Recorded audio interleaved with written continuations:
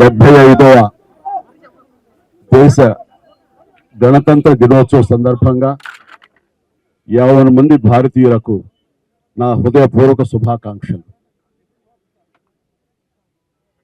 మనం ఈ రోజున ఇంత స్వేచ్ఛగా ఉండగలుగుతున్నాము అంటే దానికి కారణం ఎంతోమంది మహానుభావుల యొక్క త్యాగ ఫలితం. ఈ సందర్భంగా ప్రతి ఒక్కళ్ళం వాళ్ళు చేసిన త్యాగాల్ని తలుచుకుంటూ వాళ్ళకి ఘన నివాళి అర్పించడం అనేది మనందరి కనీస బాధ్యత. ఈ సందర్భంగా అలాంటి మహనీయులందరికీ, అలాంటి త్యాగధనులకు హృదయపూర్వక నివాళులు అర్పించుకుంటూ ఈ రిపబ్లిక్ డే నా వరకు చాలా ప్రత్యేకత సంతరించుకుంది.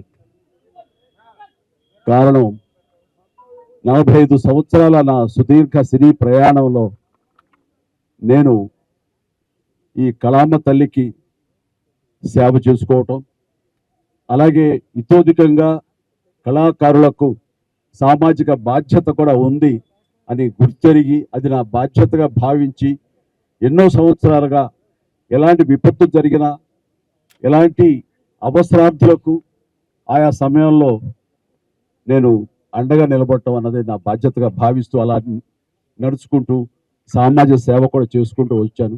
అందులో భాగంగా ఈ రోజున ఈ బ్లడ్ బ్యాంక్ ఇంత ఇదిగా ఈ రోజున ప్రతి ఒక్కరికి ఒక స్ఫూర్తిగా నిలిచి ఎంతోమంది ఈ రోజున రక్త కొరతతోటి ఒక 25 సంవత్సరాల క్రితం ఉన్నటువంటి మన రాష్ట్రం ఈ రోజున రక్తం కొరత వలన చనిపోతున్నారు అనే ప్రస్తావన రాలేదంటే ఈ రోజున నేను తీసుకున్నటువంటి నిర్ణయంగా నేను చాలా గర్వపడుతూ ఉంటాను.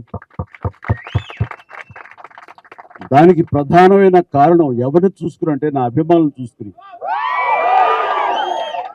నా అభిమానులు లేకపోయి ఉంటే కనుక నేను ఎంతగా నేను స్పందించినా, ఎంతగా నేను ఇలాంటి విషయాల్లో ముందంజ వేసినా సరే అది ఇంత ఇంత సుదీర్ఘంగా ఇంత గొప్పగా ఒక యజ్ఞంలాగా ముందుకి కొనసాగేది కాదు. దీనికి కారణమైనటువంటి నా బ్లడ్ బ్రదర్స్కి, బ్లడ్ సిస్టర్స్కి, ప్రతి ఒక్కరికి నేను ఎప్పుడూ రుణపడి ఉంటాను. ఇదే స్ఫూర్తితోటి ఇదే విధంగా మీరందరూ కూడా సమాజ సేవ చేస్తూ నన్ను ఉత్సాహపరుస్తూ నేను మరింత స్ఫూర్తితోటి ముందుకు వెళ్ళేలాగా మీ అండదండలు నాకు అందిస్తూ సాగాలి కోరుకుంటూ, ఇందాక అన్నట్లుగా ఈ యొక్క రిపబ్లిక్ డే ప్రత్యేకత ఏమిటి అంటే నా ఈ సేవలన్నీ గుర్తించి 2006లో నాకు పద్మభూషణ్ అవార్డు ఇచ్చారు. అదే చాలా ఎక్కువ, చాలా ఎంతో ప్రోత్సాహాన్ని ఇచ్చింది.